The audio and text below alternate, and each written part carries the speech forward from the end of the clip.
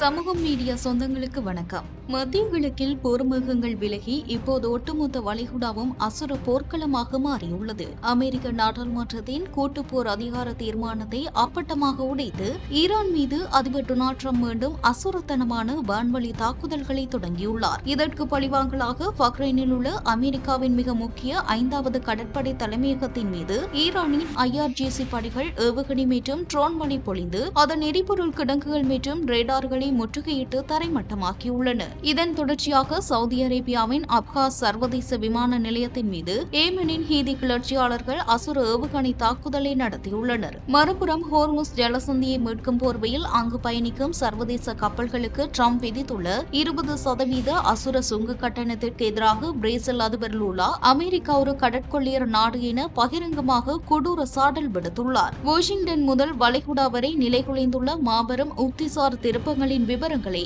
இப்போது விரிவாக பார்க்கலாம். உலக எரிசக்தி போக்குவரத்தின் மிக முக்கிய நெரிசல் புள்ளியான ஹோர்முஸ் ஜலசந்தியை மீட்பதாக கூறி அந்த நீர்வழியை கடக்கும் அனைத்து சர்வதேச வர்த்தக கப்பல்களுக்கும் 20% அசுர சுங்க கட்டணத்தை விதிப்பதாக அமெரிக்க அதிபர் டொனால்ட் ட்ரம்ப் அறிவித்துள்ளார். ட்ரம்பின் இந்த அதிரடி உத்தியை வன்மையாக கண்டித்துள்ள பிரேசில் அதிபர் லூலா டா சில்வா அமெரிக்காவை ஒரு கடற்கொள்ளையர் நாடு என பகிரங்கமாக கேலி செய்து சாடியுள்ளார். இதற்கிடையே அமெரிக்க வெளியுறவுத்துறை செயலர் மார்கோ ரூபியோ சில வாரங்களுக்கு முன்பு பேசிய சட்டப்பூர்வ கருத்துக்கள் இப்போது ட்ரம்பின் புதிய கொள்கைக்கு எதிராக மாறி வெள்ளை மாளிகையை திருப்பி தாக்கி வருவது உலக அரங்கில் பெரும் ராஜதந்திர பரபரப்பை ஏற்படுத்தியுள்ளது. திங்களன்று சாவோ பாலோ மாநிலத்தில் நடைபெற்ற பொது நிகழ்ச்சி ஒன்றில் பேசிய பிரேசில் அதிபர் லூயிஸ் இனாசியோ லூலா டா சில்வா ட்ரம்பின் புதிய கடல்சார் கொள்கையை அக்குவேறு ஆணிவேராக கிழித்தெறிந்தார். ஹோர்முஸ் ஜலசந்தியின் தடையை நீக்குவதாக அதிபர் ட்ரம்ப் ட்வீட் செய்துள்ளார். ஆனால் அந்த பாதையை கடக்கும் ஒவ்வொரு கப்பலின் எண்ணெய் உரிமையாளருக்கும் அமெரிக்காவிற்கு 20% பணம் செலுத்த வேண்டும் என நிபந்தனை விதித்துள்ளார். வரலாற்றில் இதுதான் கடற்கொள்ளை என்று அழைக்கப்பட்டது.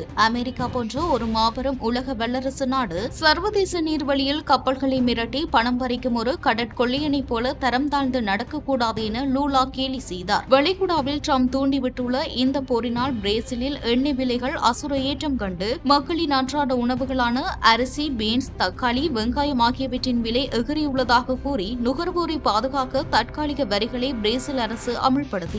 ட்ரம்பின் 20% சுங்க கட்டண அறிவிப்பு அமெரிக்க வெளியுறவுத்துறை செயலர் மார்கோ ரூபியோ கடந்த ஜூன் 23 அன்று சர்வதேச சட்டம் குறித்து பேசிய பழைய உரையை மீண்டும் விவாத பொருளாக்கியுள்ளது. ரூபியோவின் அன்றைய உரை ட்ரம்பின் இன்றைய கொள்கையை தட்டையான முரண்பாட்டோடு அம்பலப்படுத்துகிறது. ட்ரம்பின் இந்த தன்னிச்சையான சுங்க கட்டண அறிவிப்பை தொடர்ந்து ஐக்கிய நாடுகளின் சர்வதேச கடல்சார் அமைப்பும் அமெரிக்காவிற்கு எதிராக கடுமையான நிலைப்பாட்டை எடுத்துள்ளது. சர்வதேச நீரிணைகளை பயன்படுத்தும் சுதந்திர வர்த்தக கப்பல்கள் மீது கட்டாய போக்குவரத்து கட்டணங்களை விதிப்பதற்கு சர்வதேச சட்டப்பிரிவுகளில் எந்தவொரு சட்ட அடிப்படையும் இல்லை என ஐநா அதிகாரப்பூர்வமாக பிரகடனப்படுத்தியுள்ளது. ஈரான் மீதான அசுரத்தனமான மறு வான்வழி தாக்குதல்களை பென்டகன் மீண்டும் தொடங்கியுள்ளதாக அமெரிக்க அதிபர் டொனால்ட் ட்ரம்ப் அமெரிக்க நாடாளுமன்றத்திற்கு முறைப்படி எழுத்துப்பூர்வமாக அறிவித்துள்ளார். அமெரிக்காவின் முன்னணி ஊடகங்களான CBS மற்றும் பொலிட்டிகோ வெளியிட்டுள்ள அதிரடி உளவு தகவல்களின்படி நாடாளுமன்றத்தின் ஒப்புதலை பெறாமல் தன்னிச்சையாக போரை நீட்டித்துள்ள ட்ரம்பின் இந்த அறிவிப்பு வாஷிங்டன் அரசியல் வட்டாரங்களில் மிகப்பெரிய சட்டப்புயலையும் ராஜதந்திர போரையும் கிளப்பியுள்ளது. அதிபர் டொனால்ட் ட்ரம்ப் கடந்த ஜூலை 10 அன்று காங்கிரசின் இரு அவைகள் அனுப்பியுள்ள அதிகாரப்பூர்வ கடிதத்தின் விவரங்கள் கசிந்துள்ளன. ஈரான் மீது அமெரிக்க மத்திய கட்டளை பிரிவு நடத்தி வரும் புதிய குண்டுவீச்சு சுற்றுகள் கடந்த ஜூலை 7ஆம் தேதியே அதிகாரப்பூர்வமாக தொடங்கிவிட்டதாக ட்ரம்ப் குறிப்பிட்டுள்ளார். உள்நாட்டிலும் வெளிநாட்டிலும் அமெரிக்க குடிமக்களையும் அமெரிக்காவின் மூலோபாய நலன்களையும் பாதுகாக்கும் எனது அரசியலமைப்பு பொறுப்புக்கு இசைவான ராணுவ நடவடிக்கை இது என்று ட்ரம்ப் தனது கடிதத்தில் நியாயப்படுத்தியுள்ளார். ஈரானின் 10 மாகாணங்கள் மற்றும் பொதுமக்கள் இலக்குகள் மீது குண்டுகள் வீசப்பட்டுள்ளதாக தெஹ்ரான் குற்றம் சாட்டியுள்ள சூழலில் ட்ரம்பின் கடிதம் அதனை மறுத்துள்ளது. இந்த மறு தாக்குதல்கள் அனைத்தும் பொதுமக்கள் உயிரிழப்புகளை குறைக்கும் வகையில் வரையறுக்கப்பட்ட, அளவிடப்பட்ட, திட்டமிடப்பட்ட மற்றும் செயல்படுத்தப்பட்டவை என்று கடிதத்தில் விவரிக்கப்பட்டுள்ளது. ட்ரம்பின் இந்த தன்னிச்சையான போர் நீடிப்பு அமெரிக்காவின் வரலாற்று சிறப்புமிக்க 1973 போர் அதிகார சட்டத்தை அப்பட்டமாக மீறும் வகையில் அமைந்துள்ளதாக நாடாளுமன்ற உறுப்பினர்கள் கொதிப்படைந்துள்ளனர். இந்த சட்டத்தின்படி அதிபர் எந்தவொரு ராணுவ நடவடிக்கையும் தொடங்குவதற்கு 48 மணி நேரத்திற்குள் காங்கிரசுக்கு அறிக்கை அளிக்க வேண்டும். மேலும் நாடாளுமன்ற ஒப்புதல் இல்லாமல் தொடங்கப்பட்ட ராணுவ நடவடிக்கை 60 நாட்களுக்குள் முடிக்கப்பட வேண்டும். அமெரிக்கா பிப்ரவரி 28 அன்று ஈரான் மீது தாக்குதலை தொடங்கியது. ஏப்ரலில் தற்காலிக போர் நிறுத்தம் எட்டப்பட்டாலும் அமெரிக்கா ஈரானிய துறைமுகங்களை முற்றுகையிட்டதால் பதிலடி போர் நீடித்தது. மே 1 முதல் 60 நாள் காலக்கெடு முடித்ததும் போர் நிறுத்தத்தை காரணம் காட்டி ட்ரம்ப் நாடாளுமன்ற ஒப்புதலை நாடவில்லை. தற்போது காங்கிரசின் இரு அவைகளும் ஈரானுடனான போர் நடவடிக்கைகளில் இருந்து அமெரிக்க படைகளை உடனடியாக திரும்பப் பெறுமாறு ட்ரம்பிற்கு உத்தரவிடும் கூட்டுப்போர் அதிகார தீர்மானத்தை நிறைவேற்றியுள்ளனர். எனினும் அதனை மதிக்காமல் ட்ரம்ப் ஜூலை 7 முதல் மீண்டும் போரை தொடங்கியுள்ளார்.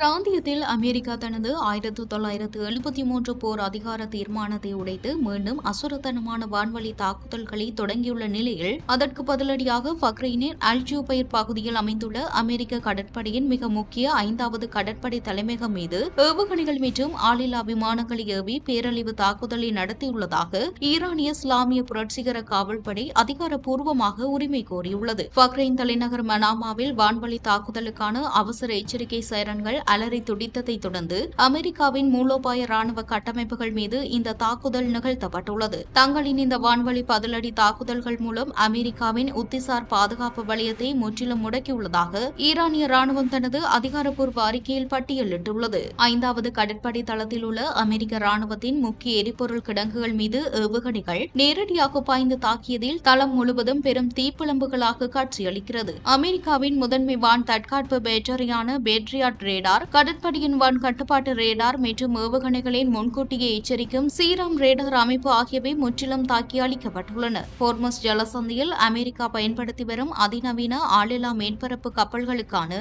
கட்டுப்பாட்டு மற்றும் உளவு கண்காணிப்பு மையமும் இந்த தாக்குதலில் தரைமட்டமாக்கப்பட்டுள்ளது. ஈரானின் எல்லைகளுக்குள் அமெரிக்கா நடத்தி வரும் அத்துமீறல்களுக்கு எதிராக தங்களின் இந்த பழிவாங்கும் பதிலடி நடவடிக்கை இன்னும் நிறைவடையவில்லை, அது தொடர்ந்து நீடிக்கும் என்று IRGC எச்சரித்துள்ளது. ஈரான் இந்த தாக்குதலை நடத்திய அதே நேரத்தில் ஜோர்டானில் உள்ள அமெரிக்காவின் முவஃபக் சால்டி வான்படை தளமும் ஏவுகணைகளால் குறிவைக்கப்பட்டதாக தகவல்கள் தெரிவிக்கின்றன.